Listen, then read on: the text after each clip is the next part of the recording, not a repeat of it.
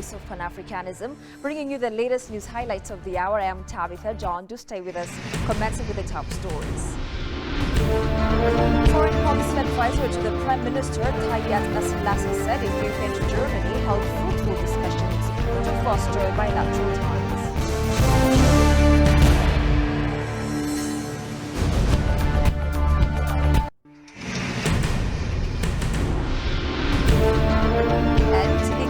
Seeks assistance of partners while addressing refugee crisis.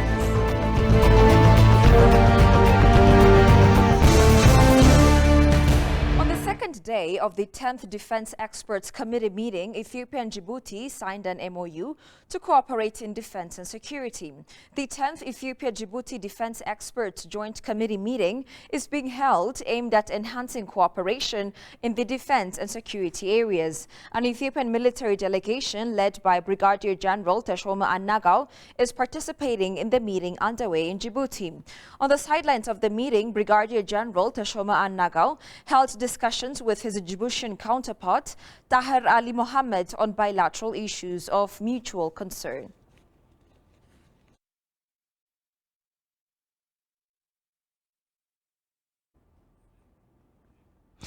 The fifth edition of the Conference on Land Policy in Africa, CLPA, will be taking place in Addis Ababa from 21st to 24th November 2023 under the theme Promoting Sustainable Land Governance in Africa for Accelerating Implementation of the African Continental Free Trade Area Agreement, AfCFTA.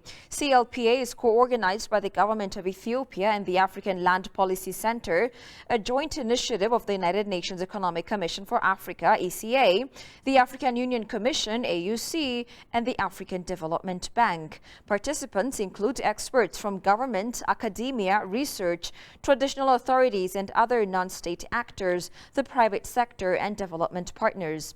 The overall objective of the conference is to deepen commitment and strengthen capacity for land policy development, implementation, and monitoring in Africa through improved access to knowledge and information in support of evidence-based land policy making.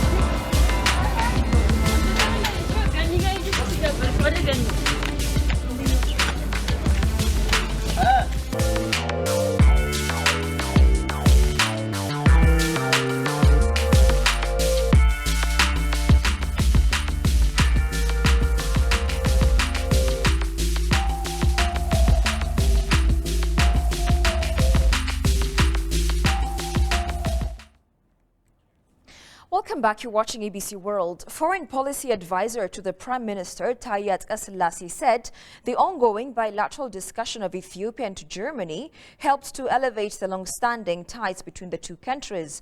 The ambassador also stated that the two countries have deliberated on the potentials of debt restructuring for Ethiopia and other developing nations.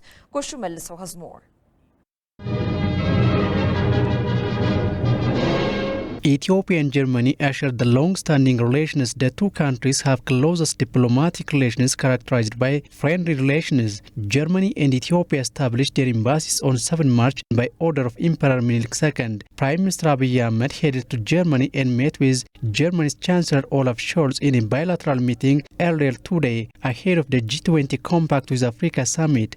Upon his arrival, the Chancellor accorded warm welcome to the Prime Minister. Foreign policy advisor to the Prime Minister Taye Atsqasillase said the bilateral discussion between Prime Minister Abiy Ahmed and Chancellor Olaf Scholz have been fruitful to bolster the existing bilateral relations between Ethiopia and Germany. Prime Minister Abiy Ahmed and Chancellor Olaf Scholz mainly discussed to enhance the existing bilateral ties with the framework of cooperation. The two leaders have exchanged views on the ways to attract German investments to Ethiopia, particularly in the areas of energy and fertilizer production. Taye also stated that Prime Minister Abiy Ahmed and Olaf Scholz discussed on the areas of debt restructuring, which is the bottlenecks for developing nations. Developing nations, including Ethiopia, are under high debt pressure. Since the debt is a bottleneck for developing nations, Prime Minister Abiy discussed in the areas of debt restructuring and debt payment. The Premier also briefed the Chancellor on the measures taken and the internal conflict and the progress of the peace initiative and government's commitment to ensure lasting peace in the country. The advisor also highlighted that the trade exchange between Ethiopia and Germany is wide-ranging.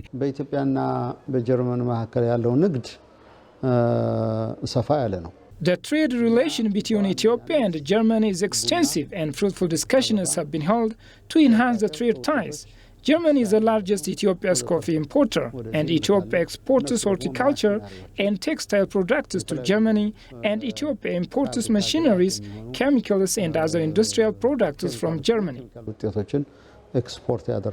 It is to be recalled that the two leaders met earlier this year during the Chancellor's visit to Ethiopia.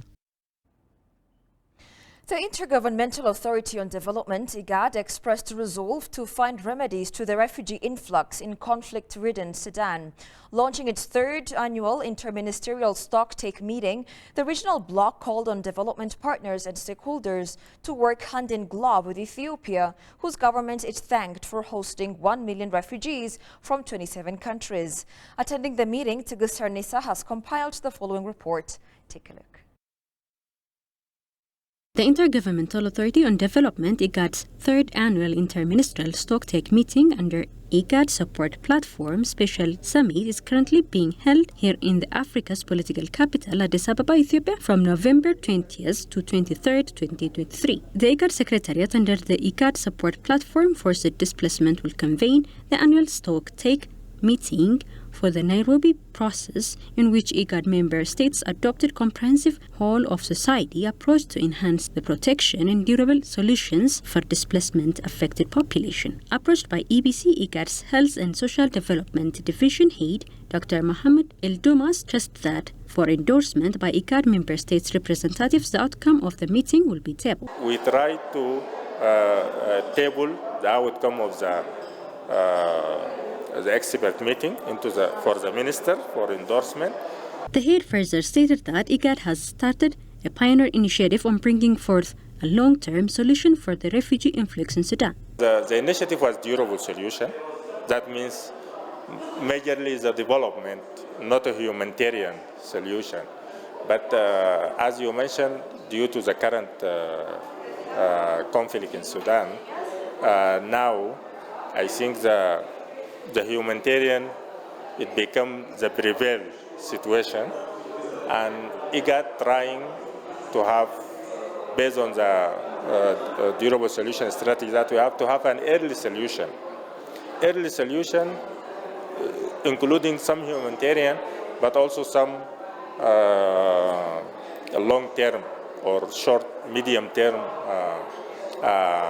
solution, so that the people who are displaced from Sudan can benefit from that. One, Deputy Director General for Ethiopian Refugee and Returnee Services, Mulalam Desta, for his part, reminding that Ethiopia is currently hosting over 1 million refugees from 27 different countries, He called on development partners and stakeholders to work even more in collaboration with the Ethiopian government. To respond this especially the new influx, we need to support from different